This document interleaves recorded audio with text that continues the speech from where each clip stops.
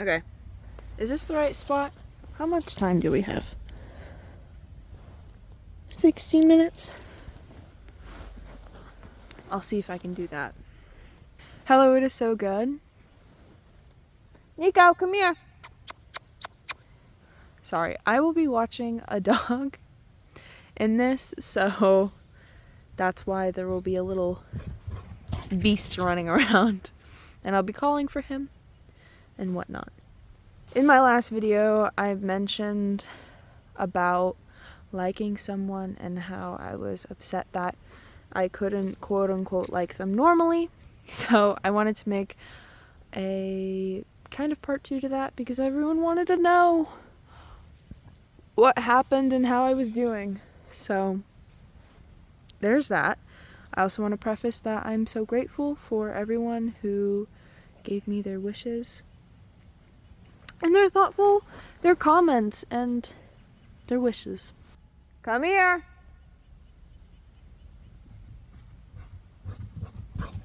Hi, baby. Hello. Hi. Hello. What are you up to? Oh, don't lick the camera.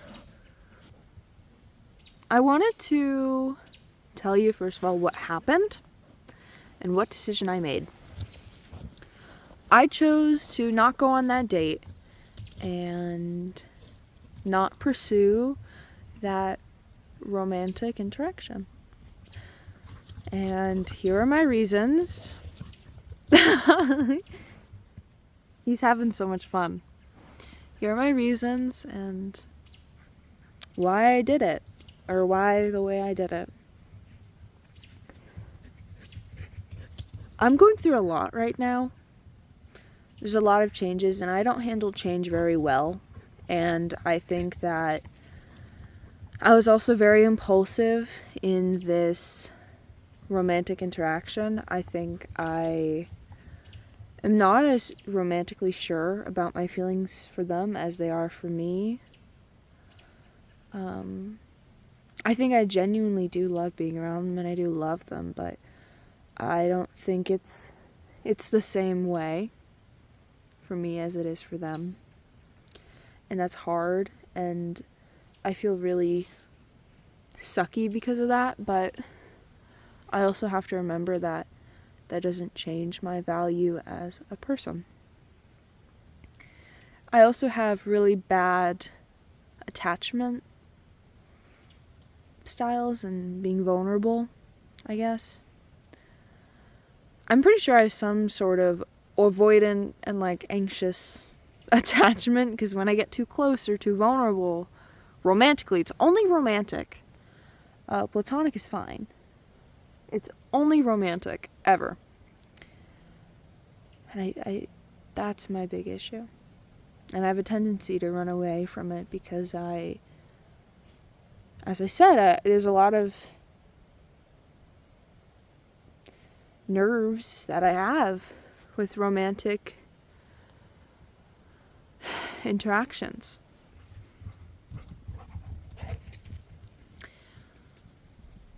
This usually makes me end things abruptly because I feel like I'm going insane, and literally my flight or fight signals are going off and saying, you need to go. So yeah, that's how that usually ends. So that is what happened. We had a call and I felt really bad, and then I got really sad, and I didn't go to school for a very long time.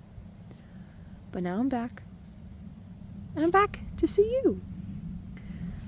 I also wanted to talk about liking people normally, because that is not... You can't like anyone normally. Like, it can be romantic or platonic. I feel like you can't like anyone normally. So I think it was a very foolish thing for me to think like, oh, I wish I could just be one of those people that could like someone normally. A lot of media likes to portray romance as like this easy thing, and I think it can be with your experience and with certain people, but I think it's a very rare thing to come across by and to experience. You know, there's bound to be some type of conflict or hardship with people. That's just inevitable with people. And there was a part of me that kind of wished that I stayed because, as I said, I have a tendency to run away from these types of situations because I'm not used to them and they make me uncomfortable. But I think in my body knew, like, you don't truly like this person. I've only actually fallen in love with one person once. And that was really hard when we separated. That was the only time I cried. The only time it took me a very long time to get over them. So, yes. A part of me wanted to stay in that relationship because I knew if I stayed in it, I would be conquering some of my fears and growing in the process, but not at the extent of leading them on. But I also know leaving that romantic interaction, I'm still growing either way. You know? I kind of think of it as a tree. You know, a tree has to grow in certain ways to find sunlight. It can go any direction, but it still grows, even if there's not a ton of sunlight. The tree still grows. You know? That's how I think of it. And there was a person in the last video who commented on, they noticed that I kept saying I'm a fool and I feel stupid and I feel like a bad person for ending things. And they said, because you care so much about not being able to reciprocate or you don't want to hurt them, that shows that you care and you're not a monster, you're not stupid, you're not a fool because of that. And there was this quote that was on a podcast. I forget what it was called. It might sound weird, but I like watching this YouTuber called Bows versus the World, I think. And she was on this podcast, and she said this. She does a lot of psychology and, like, female killers type of thing. And she said this: if you want to be the best version of yourself, you need to be constantly moving. There he is! Good boy! Good boy, Nico! Good boy! Oh, don't kiss me, I don't want kisses. Don't kiss me. No, don't kiss me. Oh no. And I thought that was so... That made me feel so seen. And what she meant by constantly moving is the standards of being kind or the best version of yourself is always changing with time.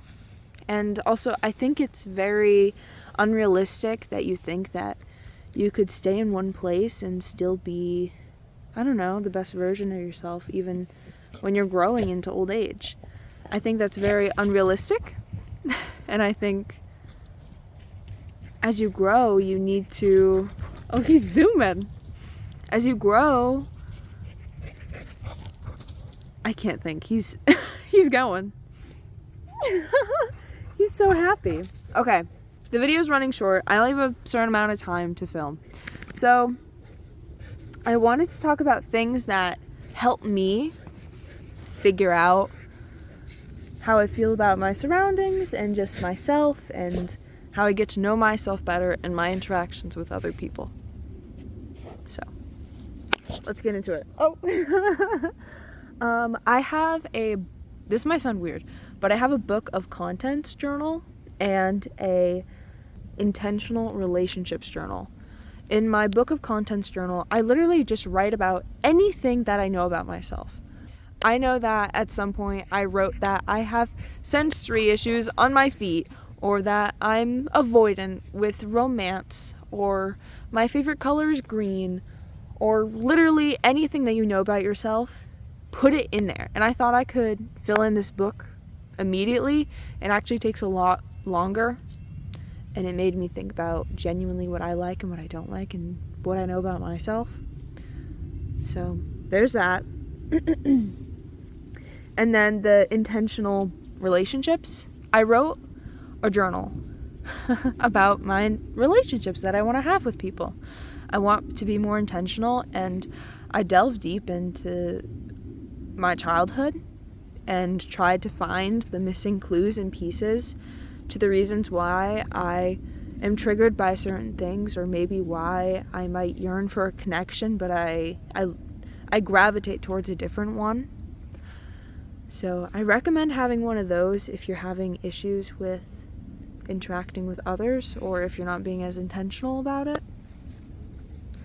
And obviously, exposure therapy. I feel like that is such a overlooked thing, and it's very hard to do that. Like, I couldn't do that. I couldn't be in a relationship that I knew that wouldn't work out. I don't know if that makes sense.